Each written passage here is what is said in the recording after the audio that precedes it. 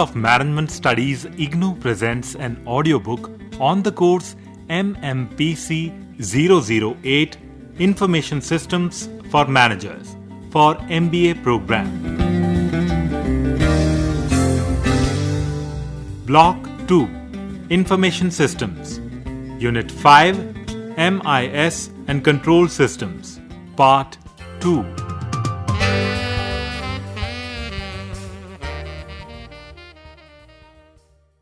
Organization and Information System Two-way relationship.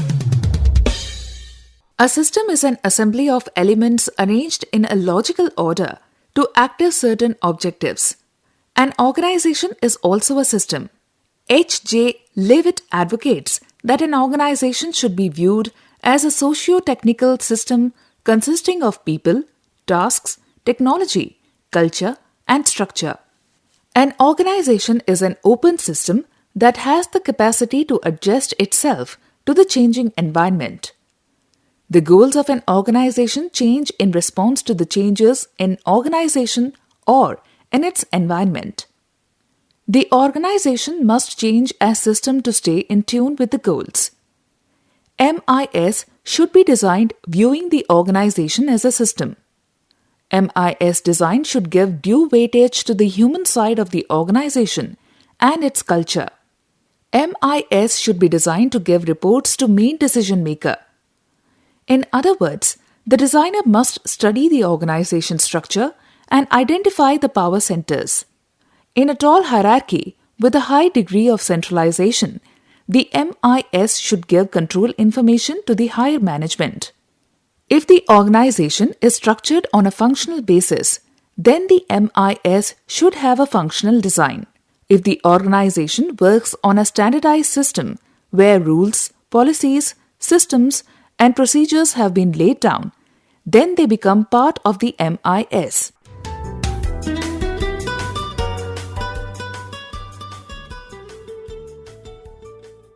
MIS as decision assisting tool.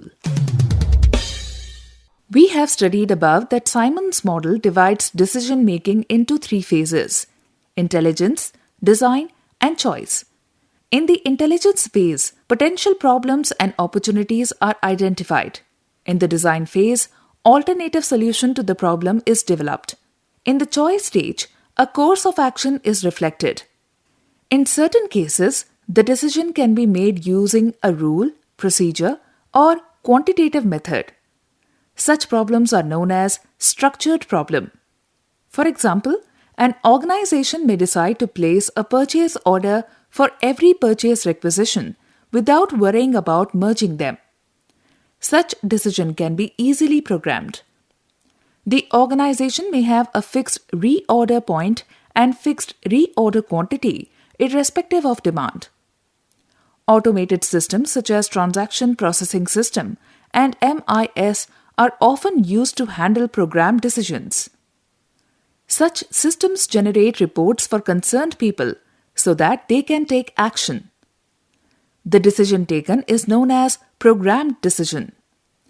If the problem is unstructured, the solution cannot be arrived at using a set of rules or procedures.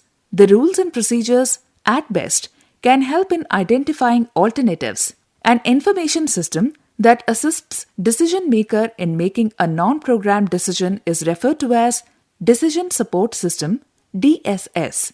A decision support system usually has large amount of data that is managed by a database management system. The DSS presents various views of data to the decision maker to facilitate decision making. The views and reports may present details according to the needs of the user. A user may prefer graph, whereas another user may like to see data in tabular forms. A DSS is designed to provide presentation flexibility to its users. Details can be rolled up or drilled down depending on the requirement. For instance, sales manager of Area A would be interested in knowing total sales, details of each sub-area within the main area. The manager would also like to know sales in Area B, Area C, etc. to measure the relative performance. The manager would not be interested in details of sub-areas of Area B and C, and will look down Area A to complete details. DSS should provide facility to its user to perform statistical analysis of data.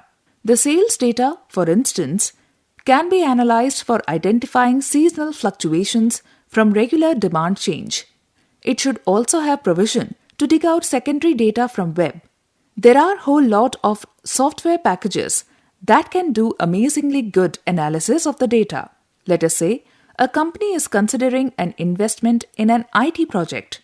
It can do a what-if analysis to analyze worst and best scenario. The expected cost and benefit can be changed within limits to estimate payback period. These are situations when a closed form solution is not available. In such situation, a simulation model is constructed to gain insight. The model is tested on large number of inputs. Sometimes simulation is done to study the behavior of system over a period of months in few days. A simulation system assists manager decision making. A decision support system may help a manager in perform goal-seeking analysis. In goal-seeking analysis, you work backwards starting with goal to arrive at conditions required to achieve that goal. For instance, you may allocate budget for inventory and then backward to figure cut the stock level, reorder point, delivery time, etc. Ideally, one would like to have a DSS to help in decision making in every situation. So far, no DSS has come close to being so general, perfect, and useful at the same time.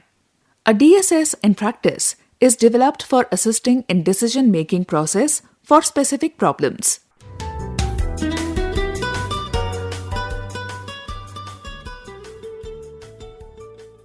System vulnerability, abuse, and auditing. Due to the potential of information systems, they are under constant attack from intruders and hackers. Unauthorized access to data and programs may cost an organization a fortune. For instance, an individual may disclose the stock levels of an organization to a potential buyer who may decide to go to the competitor if he feels that you may not be able to fulfill the order in time. In the world of e-commerce and internet easily accessible, one mistake could cost a client enough to justify a lawsuit. To avoid abuse of information system, proper controls must be set. There are many threats to information systems such as hardware failure, software failure, user errors, software changes, theft of data, services, equipment, and telecommunications problem. Systems become vulnerable because of system complexity. Any disaster has an extensive effect. System vulnerabilities differ from person to person. User identification, authentication, and subtle software modification. Programmer disables protective features, reveals protective measures. Maintenance staff disables hardware devices, uses standalone utilities. System operator doesn't notify supervisor, reveals protective measures, disables or changes the network setup, etc. It is better to think of all possible misuse and fraud from within the organization and establish system control to prevent them. Such controls are referred to as deterrence controls. We will next discuss some of these controls. Entry of people who use the system should be monitored through biometric systems such as fingerprint identifier, retina scanner, voice entry, smart card identifiers, and sanitization system also may be used. The standard procedures such as well-chosen passwords and different levels of access are always put in place. Any output generated should leave an audit trail to identify any misuse of the reports. All transactions through the information system should have proper audit trail. The database management system provides mechanism to give different level of access to different users to protect data. With proper configuration and use of encryption, the network misuse can be prevented. An information system is like any other system in the organization. It must be audited and reviewed to make sure that it is operating and being used as intended. The initial requirements and objective document serves as a reference. The system is audited for its performance, use, cost, benefit, and other design criteria such as planned activity for which resources are allocated and time frame is set. A planned review is time-driven that may be done every 6 months or every year. The review must have a clear objective and reviewers must produce a written report. The report must comment on the following factors. Objective: is in tune with the organizational goal, hardware or software or network or DBMS. Are they being used as intended? Will they be able to meet requirement for next few years? Is there any bottleneck? Staff: is staff sufficient and sufficiently trained? Are people controllable using the system? In case of any skill gap because of version changes in system, proper training must be provisioned to bring the staff at the current level of the updated system. Safety: are enough controls present to ensure safety? Are the controls working effectively? Cost benefit: this is one of the key reasons for taking up review activity. This is also the most difficult part of the review process.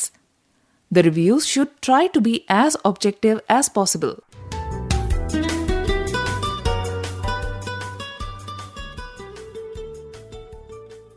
Summary. This unit has given you a fair understanding of the main feature of a management information system in organizational context, describing its various functions, importance, and relationship with planning, control, and operations in an organization, that is, what an MIS is and what it is not. Further, the unit systematically leads you to the prevailing status of MIS in organizations, discussing the ever-growing need of information and its proper handling, processing, which in turn led to the development of MIS and advent of computers, therein to cope with the hazards faced in coordinating and managing the organizational challenges. We have also discussed different viewpoints about the MIS given by same management scientists. In this unit, we have learned the basic structure of an information system. We also learned the MIS as an organizational unit with an organization. MIS and its role at various levels of management were also discussed. MIS is used for making program decision as well as in assisting the decision-making process. The information system is vulnerable and it can easily be abused.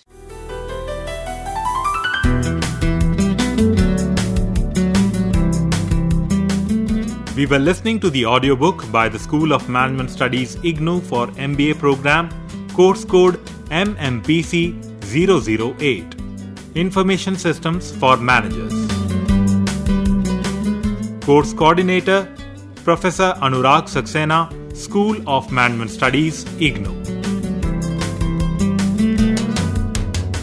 Voiceover by Renuka. Edited by Ruchi Sharma. Program assisted by Jagbandhu Jana. Program produced by Dr. Manoj Kumar Singh. This program was brought to you by Electronic Media Production Center of Indira Gandhi National Open University.